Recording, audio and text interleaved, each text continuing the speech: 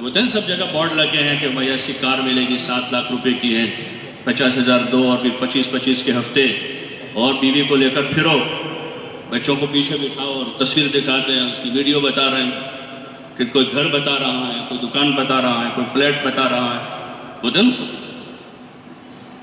کہ وہ سب ایسے ہی ہمدرد ہیں سب.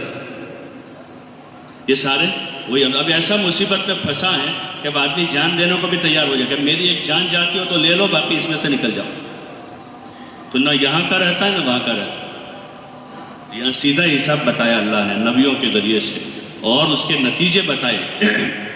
یہ دیکھو یہ قوم شعیب اور یہ قوم نوح اور یہ موسیٰ علیہ السلام کے ساتھی، کہ ان کو زندگی بھر حالات جھیلنے پڑے لیکن وہ ثابت قدم رہے دین پر، ایمان پر، اچھے اعمال پر، اچھے اخلاق پر، انصاف پر، احسان پر.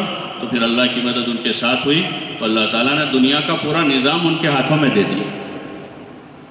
خالی تمہارے گھر کا گلی کا مسئلہ نہیں ہے، یہ پورا نظام تم چلاؤ. اب وہ کہہ رہے ہیں کہ ہم کو نہیں کرنا یہ ساتھ، ہم نہیں چاہتے ایسا. صحابہ کے ساتھ یہی ہوا.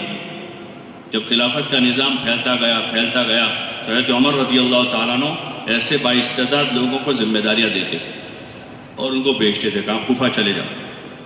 کوئی الیکشن نہیں، کوئی وہ نہیں، سلیکشن تھا کہ جائیے آپ کوفہ کے گورنر. مدت طے نہیں، 2 سال 4 سال آپ وہیں رہیے. نہ کوئی الیکشن تھا نہ کوئی مدت تھی. تو وہ معذرت کر دے گا امیر المومنین آپ مجھے چھوڑ دیں. اسلام کی خدمت کا کوئی تقاضا ہو تو اس کے لیے تیار ہو، یعنی کہیں محاذ پر کہیں جانا ہے تو اس کے لیے باقی یہ کسی اور کو دے دو. یہاں یعنی کوئی عہدہ نہیں چاہیے. مال آ رہا ہے تو کہ کسی اور کو دے دو، ہم کو نہیں چاہیے. ہم نے اس کے لیے محنت نہیں کی کہ مال کما لے، ہم مالدار بن جاوے، زمیندار بن جاوے، جاگیردار بن جاوے. کوئی عہدہ ہم کو ہوتا ہے نا ابھی آج کل کہ جب آدمی کوئی دینی اس میں کوئی قربانی دیتا ہے یا دنیاوی لائن سے کوئی رفائی کام کرتا ہے، خدمت کرتا ہے. آپ دیکھیں اکثر پولیٹیشین جو ہیں بڑے، وہ پہلے خادم قوم ہوتے ہیں، سماج سیوک. پھر وہاں سے وہ اندر سے ایک دائیا پنپتا رہتا ہے کہ اب میں نے اتنی سیوا کی تو مجھے ان کو کسی عہدے پر بٹھانا چاہیے. تو وہ پنچایت میں آتا ہے، نگر پالیکا میں جاتا ہے، پھر ادھر آتا ہے. اندر کا وہی ہوس ہوتی ہے بڑا بننے کی، اور لیبل بنتا ہے سماج سیوک، خادم قوم. لیکن ہوس اندر وہ ہے کہ مجھے کوئی کرسی مل جائے، کوئی سیٹ مل، میرے خاندان کا کچھ بھلا ہو جائے، میرے بچوں کی کوئی نوکری لگ جائے. کہ یہاں ایمان کے ساتھ یہ چیزیں نہیں ہیں، یہاں کوئی غرض نہیں. یہاں تو اللہ مل جائے بس. صحابہ کو ایک اللہ مل جائے. اے جو عمر رضی اللہ تعالیٰ عنہ نے، عبداللہ ابن عمر بڑے باصلاحیت آدمی تھے، بڑے جلیل القدر صحابہ میں سے. حضرت عبداللہ ابن عمر رضی اللہ تعالیٰ عنہ، حضرت عمر رضی اللہ تعالیٰ عنہ نے اپنے بعد جو جماعت بنائی اس میں ان کا نام رکھا تھا، کیونکہ وہ قابل یعنی بڑے آدمی تھے، ذی علم آدمی تھے، ذی رائے آدمی تھے. لیکن ان سے کہا تھا کہ ان کی رائے لینا، ان کو امیر مت بنانا. حالانکہ بڑے قابل آدمی تھے عبداللہ ابن عمر، مشہور نام ہے، سب جانتے ہیں ان کا نام، تو ان کو امیر مت بنانا. ہاں چونکہ یہ ذی رائے آدمی ہے تو ان کو مشورے میں رکھا تاکہ ان کو امیر مت بنا. پہلے سے کہا تھا اور انہوں نے بھی کہا کہ مجھے نہیں بننا ہے. عبد الرحمن ابن عوف حضور صلی اللہ علیہ وسلم کے زمانے کے آدمی تھے، اہل الرائے میں سے. ہر وقت وہ یعنی سارے مشوروں میں شریک ہوتے تھے، حضور صلی اللہ علیہ وسلم کے ساتھ، پھر حضرت ابوبکر کے ساتھ، پھر حضرت عمر کے ساتھ، پھر حضرت عمر کے بعد جو جماعت بنی اس میں تھے وہ. لیکن انہوں نے کہا کہ دیکھو عبداللہ ابن عمر کا تو مسئلہ یہ ہے، اور کسی نے کہا بھائی مجھے بھی نہیں، مجھے بھی. عبداللہ ابن عمر کا دیکھو مجھے بھی امیر بننا نہیں ہے. حضرت علی اور حضرت عثمان سے کہا کہ آپ دونوں میں سے کسی ایک کو بنانا ہے، آپ دونوں میں سے کسی ایک کو بنائیں، مشورہ کریں گے اس کو، مجھے بھی بننا نہیں. تو وہی ہوتا تھا. جو عمر بھیجتے تھے لوگوں کو، جاؤ ہوا تو معذرت کرتے تھے کہ امیر المومنین آپ معاف کریں، مجھے مت بھیجا. تو پھر وہ زبردستی بھیجتے. بعض مرتبہ ناراض ہو جاتے تھے، یہ ساری خلافت کا بوجھ میرے کندھوں پر ڈال دو. تو وہ معذرت کرتے کرتے جاتے تھے اور تیار رہتے تھے کس وقت وہاں سے خبر آ جائے کہ مجھے ہٹا دے، خبر آئے کہ مجھے ہٹنا ہے، کسی اور کو آنا. کیونکہ ان کا مقصود یہ نہیں تھا، مقصود آخرت ہے. مقصود آخرت ہے کہ آخرت کی نعمتیں وہی حضور صلی اللہ علیہ وسلم نے وہی سنائی، اسی کی بشارتیں دی۔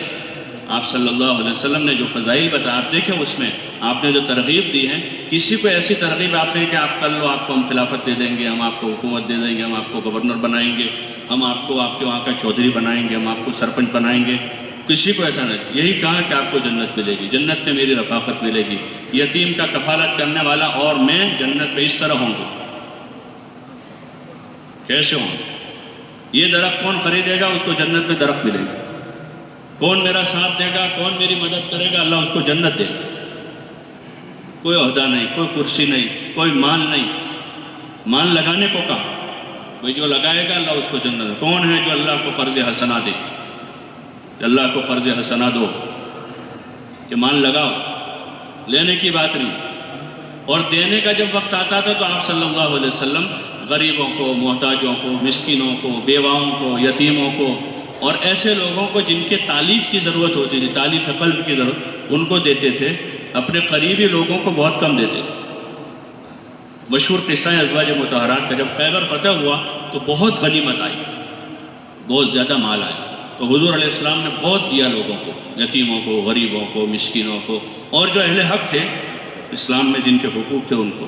تو ازواج مطہرات کے دل میں بھی ایسا آیا کہ اب اتنا سارا ہے، اب ہمارا بھی کچھ بڑھے گا، اس لیے کہ آپ صلی اللہ علیہ وسلم سالانہ نفقہ دیتے تھے ازواج میں، ان کو ایک درمیانی نفقہ دیتے تھے، بہت زیادہ نہ کم، درمیانی قسم کا، جس سے ان کا گزارا ہو، ایسا نفقہ آپ دیتے تھے۔ 1 سال کا خرچہ دے دیتے تھے ایڈوانس ازواج مطہرات۔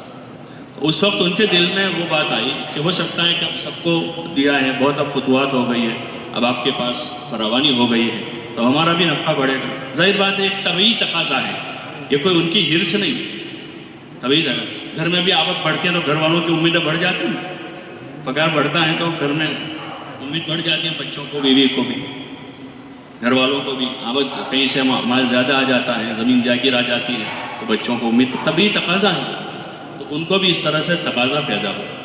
حضور صلی اللہ علیہ وسلم سے انہوں نے ذکر کیا تو آپ صلی اللہ علیہ وسلم ناراض ہوئے، آپ اس پر ناراض ہوئے اور آپ صلی اللہ علیہ وسلم ان سے جدا ہو گئے کچھ دنوں کے لیے۔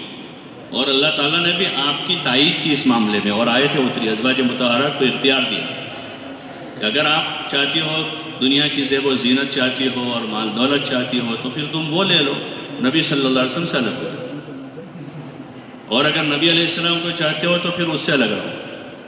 ان کو اختیار دیا، ان کو کہا کہ اب سوچ لو، رائے ملا لو اپنے بھائی سے، ابا سے، ہوتے ہیں نا خیر خواہ بہت سارے لڑکیوں کے بھائی نکلتے ہیں اور والد آتا ہے آستینہ چڑھاتا ہوا، جو مسئلہ آتا ہے اور وہی مسئلے بگاڑتے ہیں سب، لڑکیوں کے، بہوؤں کے جو مسائل معاشرے میں آتے ہیں اس میں۔ تو انہوں نے بھی جو اپنے قریبی لوگ تھے ان سے مشورے کیے ان کو، اور بعضوں نے کسی سے مشورہ نہیں، کوئی ہمارا ہی فیصلہ ہے کہ ہم اللہ کے رسول کو پسند کریں گے، ہم کو نہ مال چاہیے نہ دولت چاہیے، ہم کو تو نبی چاہیے۔